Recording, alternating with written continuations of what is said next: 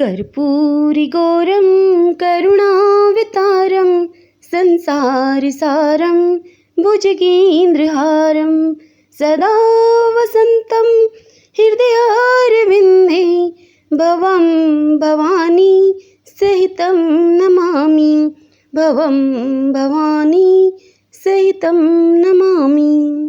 भगतजनों, आज हम श्री शिव पुराण रुद्र संहिता के तृतीय खंड, जिसमें कि देवी पार्वती की कथाएं दी गई हैं, उसमें से अध्याय 15 की कथा सुनेंगे।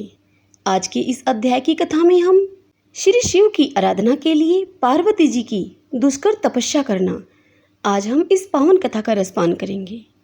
तो आइए सर्वप्रथम भगवान का स्मरण करते हुए सब बोलिए, गौरी शंकर भगवान की जय, ओम नमः शिवाय। आइए अब कथा सुनते हैं। ब्रह्मा जी कहते हैं कि हे देव ऋषि, तुम्हारे चले जाने पर प्रफुल्लित हुई पार्वती ने महादेव जी को तपस्या से ही साध्य माना और तपस्या के लिए ही मन में निश्चय किया। तब उन्होंने अपनी सखी जया और विजया के द्वारा पिता हिमाचल और माता मैना से आज्ञा मांगी। पिता ने तो स्वीकार कर लिया, परंतु माता मैना ने स्नेहवशात अनेक प्रकार से उसे समझाया और घर से दूर वन में जाकर तप करने से पुत्री को रोका। मैना ने तपस्या के लिए वन में जाने से रोकते हुए उमा बाहर न जाओ ऐसा कहा, इसलिए उस समय शिवा का नाम उमा हो गया। मुने शैलराज की प्यारी पत्नी मैना ने रोकने से शिवा को दुखी हुई जानकर अपना यह विचार बदल दिया और पार्वती को तपस्या के लिए जाने की आज्ञा दे दी। हे मुनिश्रेष्ठ, माता की वह आज्ञा पाकर उत्तम व्रत का पालन करने वाली पार्वती ने भगवान शंकर का स्मरण करके अपने मन में बड़े सुख का अनुभव किया। माता पिता को प्रसन्नता पूर्वक प्रणाम करके शिव के स्मरण पूर्वक दोनों सखियों के साथ वे तपस्या करने के लिए चली गई। अनेक प्रकार के प्रिय वस्त्रों का परित्याग करके पार्वती ने कटी प्रदेश में सुंदर मूंज की मेखला बांधकर शीघ्र ही वल्कल धारण कर लिए। हार का परिहार करके उत्तम मृग चर्म को हृदय से लगाया। तत्पश्चात वे तपस्या के लिए गंगा अवतरण अर्थात गंगोत्री तीर्थ की ओर चली, जहां ध्यान लगाते हुए भगवान शंकर ने कामदेव को दग्ध किया था। हिमालय का वह शिखर गंगा अवतरण के नाम से प्रसिद्ध है। वहीं परम उत्तम श्रृंगी तीर्थ में पार्वती ने तपस्या प्रारंभ की। गौरी के तप करने से ही उसका गौरी शिखर नाम हो गया। हे मुनि, शिवा ने अपने तप की परीक्षा के लिए वहां बहुत से सुंदर एवं पवित्र वृक्ष लगाए जो फल देने वाले थे। सुंदरी पार्वती ने सबसे पहले भूमि को शुद्ध करके वहां एक वेदी का निर्माण किया। तदंतर ऐसे तपस्या आरंभ की जो मुनियों के लिए भी दुष्कर थी। वे मुनि सहित संपूर्ण इंद्रियों को शीघ्र ही काबू में करके उस वेदी पर उच्च कोटि की तपस्या करने लगी। ग्रीष्म ऋतु में अपने चारों ओर दिन रात आग जलाए रखकर वे बीच में ही बैठती और निरंतर पंचाक्षर मंत्र का जप करती रहती थी। वर्षा ऋतु में वेदी पर सुस्थिर आसन से बैठकर अथवा किसी पत्थर की चट्टान पर ही आसन लगाकर वे निरंतर वर्षा की जलधारा से भीगती रहती थीं। शीतकाल में निराहार रहकर भगवान शंकर के भजन में तत्पर होकर वे सदा शीतल जल के भीतर ही खड़ी रहती और रात भर बर्फ की चट्टानों पर बैठा करती थी। इस प्रकार तप करती हुई पंचाक्षर मंत्र के जप से संलग्न होकर शिवा संपूर्ण मनोवांछित फलों के दाता भगवान शिव का ध्यान करती थी। प्रतिदिन अवकाश मिलने पर वे सखियों के साथ अपने लगाए हुए वृक्षों को प्रसन्नतापूर्वक सींचती और वहां पधारे हुए अतिथि का आतिथ्य सत्कार भी करती थी। शुद्ध चित्त वाली पार्वती ने प्रचंड आंधी, कड़ाके की सर्दी, अनेक प्रकार की वर्षा तथा दूसरे धूप का भी सेवन किया।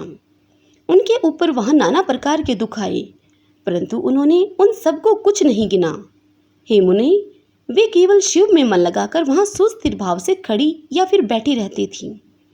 उनका पहला वर्ष फलाहार में बीता और दूसरा वर्ष उन्होंने केवल पत्ते चबाकर बिताया। इस तरह तपस्या करते हुए देवी पार्वती ने कर्मशः असंख्य वर्ष व्यतीत कर दिए। तदंतर हिमवान की पुत्री शिवा देवी पत्ते खाना भी छोड़कर सर्वथा निराहार रहने लगी। तो भी तपश्चर्या में उनका अनुराग बढ़ता ही गया।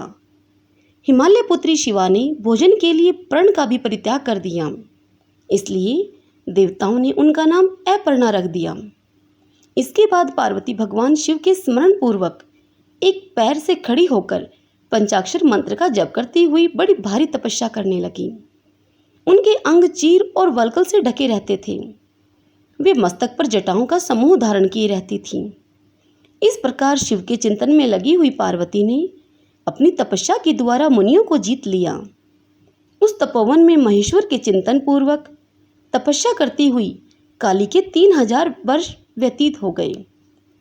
तदंतर जहाँ महादेव जी ने 60,000 वर्षों तक तप किया था, उस स्थान पर क्षण भर ठहरकर शिवादेवी इस प्रकार चिंता करने लगी। क्या महादेव जी इस समय यह नहीं जानते कि मैं उनके लिए नियमों के पालन में तत्पर होकर तपस्या कर रही हूँ? फिर क्या कारण है कि सुदीर्घ काल से तपस्या में लगी हुई मुझ सेविका के पास वे नहीं आए? लोक में, वेद में और मुनियों द्वारा सदा गिरीश की महिमा का गान किया जाता है। सब यही कहते हैं कि भगवान शंकर सर्वज्ञ, सर्वात्मा, सर्वदर्शी, समस्त ऐश्वर्यों के दाता, दिव्य शक्ति संपन्न, सबके मनोभावों को समझ लेने वाले, भक्तों को उनकी अभीष्ट वस्तु देने वाले और सदा समस्त क्लेशों का निवारण करने वाले हैं। यदि मैं समस्त कामनाओं का परित्याग करके भगवान वृषभध्वज में अनुरक्त हुई हूँ, तो वे कल्याणकारी भगवान शिव यहाँ मुझ पर प्रसन्न हों। यदि मैंने नारद तंत्रोक्त शिव पंचाक्षर मंत्र का सदा उत्तम भक्ति भाव से विधि पूर्वक जप किया हो, तो वो भगवान शंकर मुझ पर प्रसन्न हों।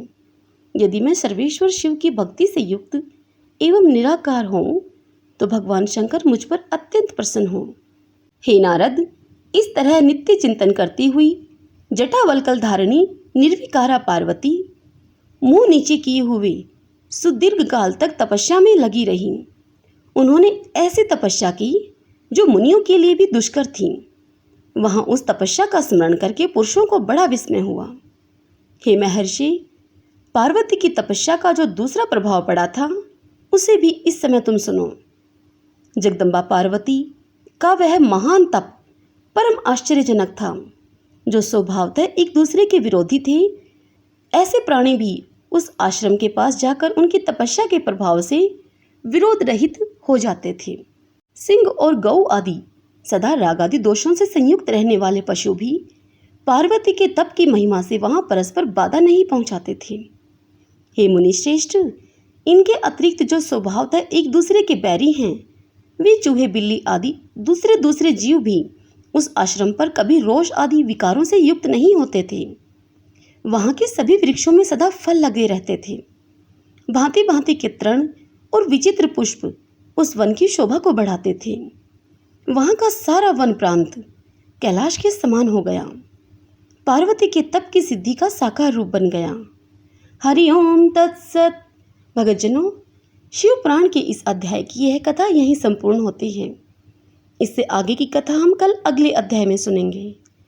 कल के अध्याय में हम पार्वती की तपस्या विषयक दृढ़ता, उनका पहले से भी उग्र तप करना, उससे त्रिलोकी का संतप्त होना तथा समस्त देवताओं के साथ ब्रह्मा और विष्णु का भगवान शिव के स्थान पर जाना, कल हम इस पावन कथा का रसपान करेंगे।